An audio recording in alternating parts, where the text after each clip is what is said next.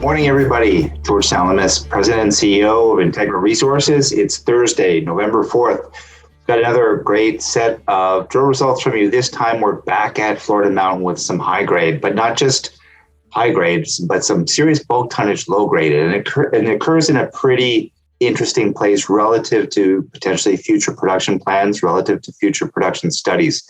It could add a lot is kind of where I'm going with this. Before we go there, though, I'm going to read you some of the highlight holes here. We've got hole 21-115, and it grades 3.36 grams per ton gold equivalent over 92.66 meters.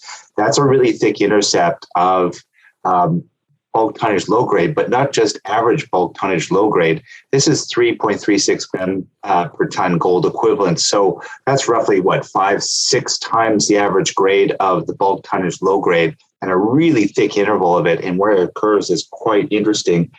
In and amongst that interval, we've got some 70.62 gram per ton gold equivalent over 1.15 meters. We've got 25.15 gram per ton gold equivalent over 7 meters. There are other holes with similar flavors and similar intercepts. So this intercept, or this news release today, is not just about bulk tonnage low grade, it's also about high grade and where it occurs.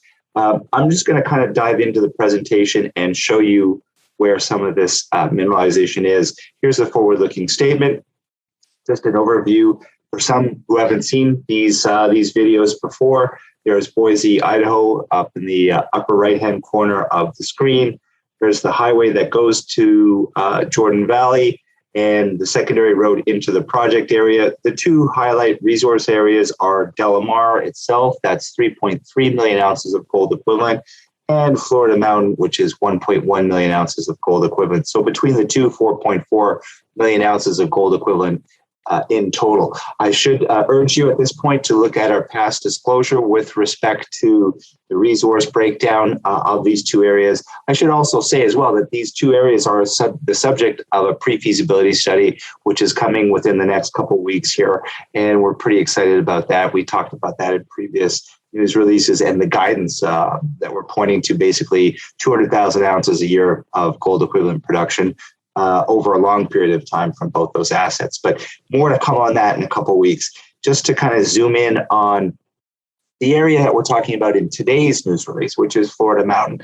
This is a view of Florida Mountain looking from the west to the east, and north is in that direction. The top of Florida Mountain, 1.1 million ounces, basically sits on the top of this ridge here. The bottom of the 1.1 million ounce resource, bulk tonnage, again, subject to the PFS, which is coming up in another couple of weeks here, sits right there.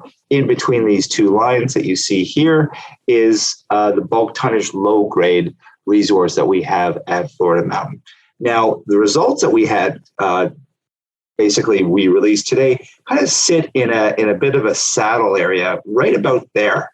And some pretty interesting implications to those, which I'll show you digitally in a second here.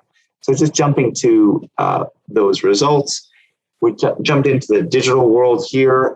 Here's Florida Mountain. The red is the oxide mineralization. The green is the transitional. Basically, the view that I just showed you was that. And basically, the view that I just showed you was these two bodies of mineralization, which are mined per the PEA plan, which was done two years ago, or are to be mined, within two separate open pits with a bit of a saddle in between them, basically defining the boundary zone between these two open pits, again, per the PEA. Now, the really interesting thing is this, which I'll show you right now.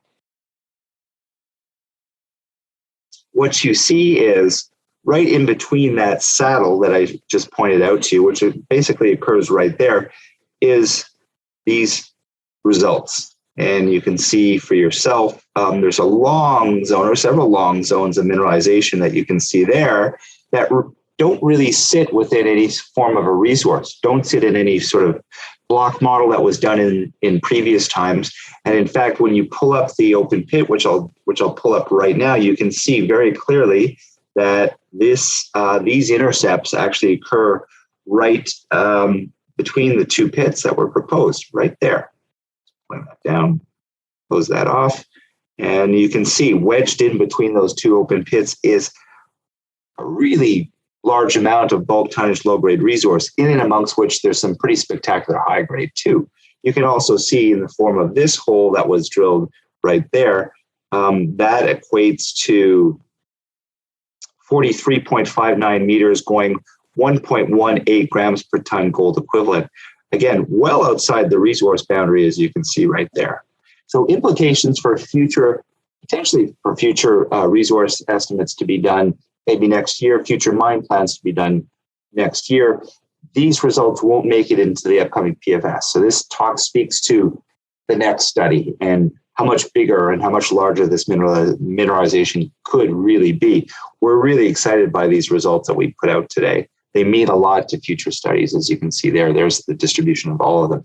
So that's about it. I thought I'd be short and sweet. We're really busy with the Swiss Mining Institute conference, which kicked off this morning, very early. Great mining conference to be had, but we're really excited by these results at Florida Mountain. They speak to a lot.